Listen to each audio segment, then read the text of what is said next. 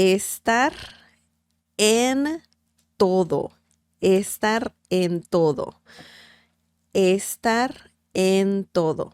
So you can say, tú estás en todo, él está en todo, nosotros estamos en todo. So what does this mean? What is the meaning of this phrase?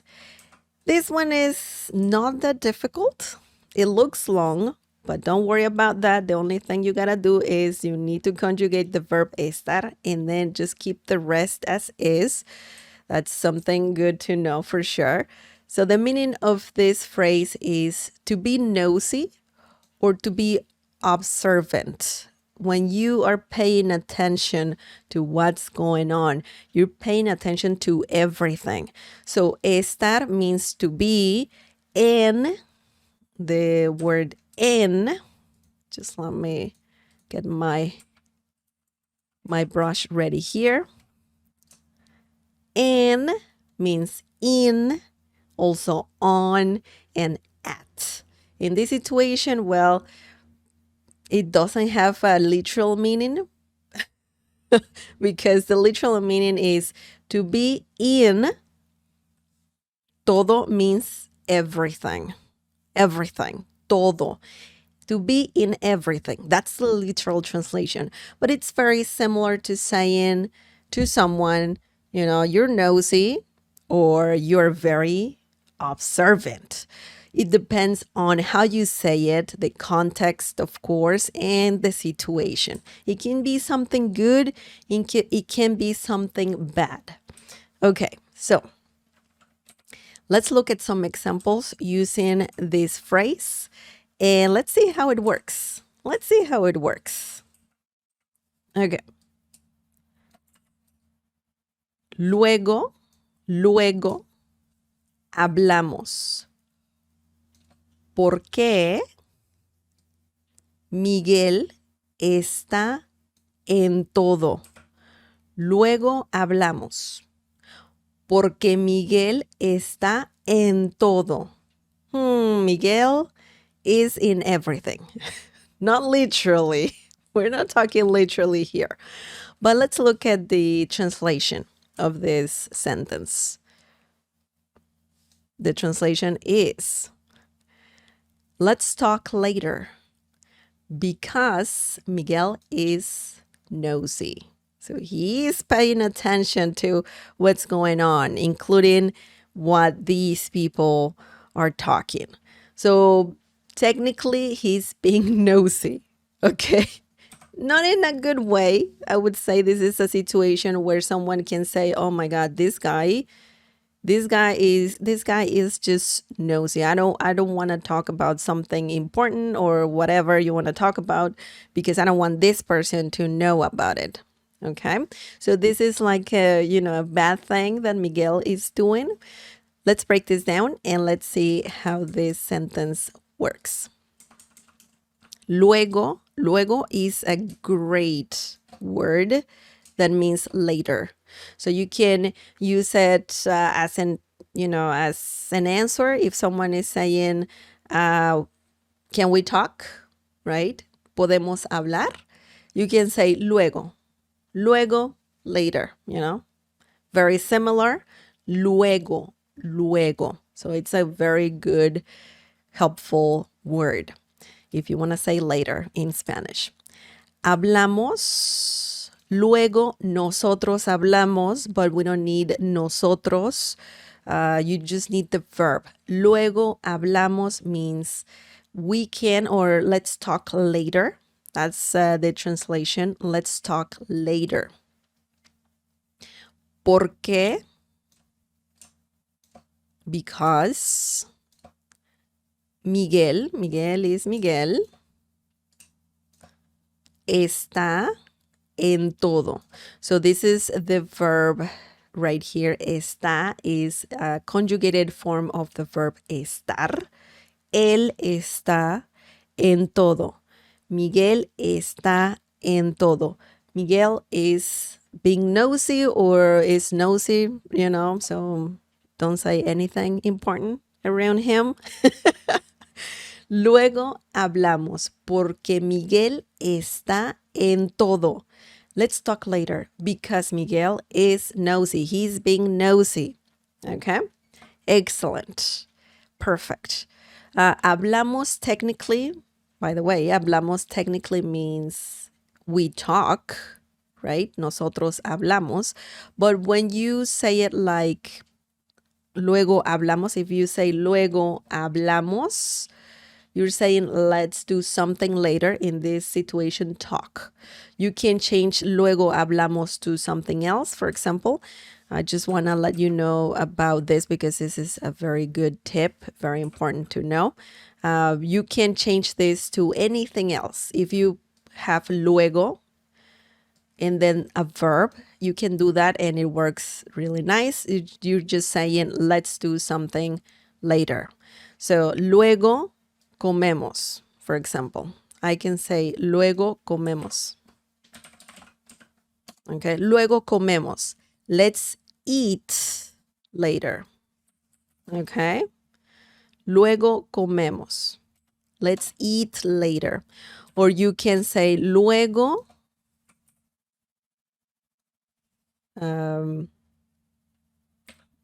corremos. Let's run later. I mean, you might not need to do this, but I just wanted to let you know that you have options here. So you can have the word luego, and then a verb conjugated for the personal pronoun nosotros, we. And you don't need the personal pronoun, just have the conjugation, and you will have something really nice to say in Spanish. Let's do something later. Okay, you just need to change the verb for sure.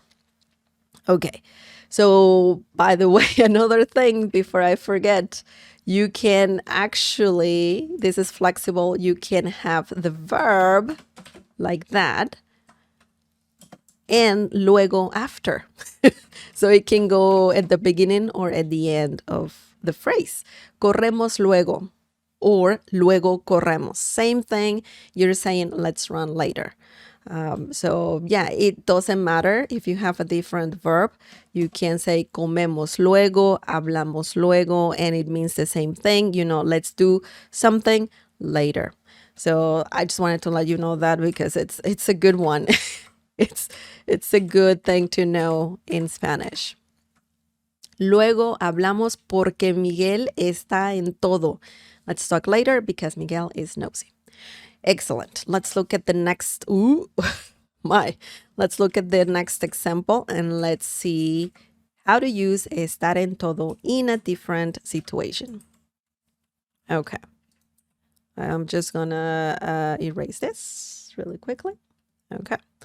So the next sentence is,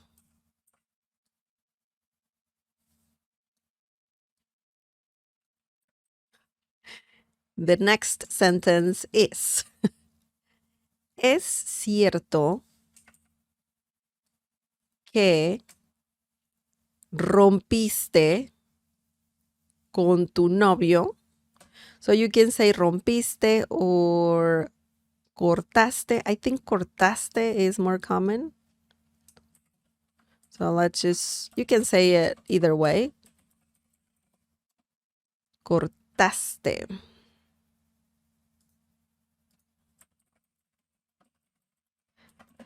Cortaste con tu novio. ¿Es cierto que cortaste con tu novio? So this is a question that somebody might be asking to someone else. And that other person might answer this way. ¿Quién? This is another question. ¿Quién te dijo? ¿Quién te dijo? Estás en todo. ¿Quién te dijo? Estás en todo. ¿Es cierto que cortaste con tu novio? ¿Quién te dijo? Estás en todo. Okay, so This means, is it true that you broke up with your boyfriend? Who told you? Who told you that? Or who told you you're nosy or you are observant? So it depends on the tone. If you're saying estás en todo, like, angry, oh, estás en todo, that means, you're nosy. But if someone says estás en todo, that might be good, and the person is saying you're very observant, you're paying attention to things, right? So it can be either way. It can be good or bad. Okay, so let's break this down. Let's break this down really quickly, and let's see what this sentence means. Es cierto, by the way, this is a very great beginning of a sentence. This little piece, es cierto que, let's include que as well. Es cierto que, ... that can be used to say, is it true that, okay? Is it true that, that. Is it true that something happened? ... I mean, that's the ... But es cierto que, is it true that, in this situation, we're saying cortaste con. This is similar to a phrasal verb that means to break up with. Cortar con. That means to break up with. So this is present tense, past tense. So you're saying, that you broke up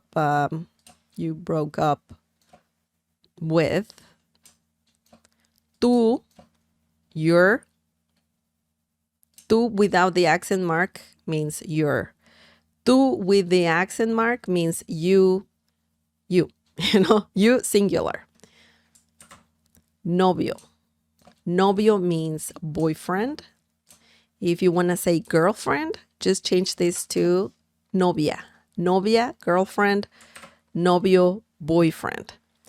¿Quién te dijo? ¿Quién te dijo? ¿Quién te dijo? This whole question means who told you. Okay? Dijo, told. ¿Quién? Who? Te. This is a reflexive pronoun. Means you. Okay? That means you in this situation. Very similar to that. Estás en todo. Tú estás en todo. We don't need tú, the personal pronoun tú. We just need estás en todo. And that means you're nosy or you are observant. You're paying attention to things. How did you know? Who told you? Who told you that? Who told you that? Okay. ¿Es cierto que cortaste con tu novio? Is it true that you broke up with your boyfriend? ¿Quién te dijo? Who told you? Estás en todo. You're nosy, you're observant. So, wow. It's a very interesting phrase that uses the verb estar. So, it's a good one. It's definitely a good one.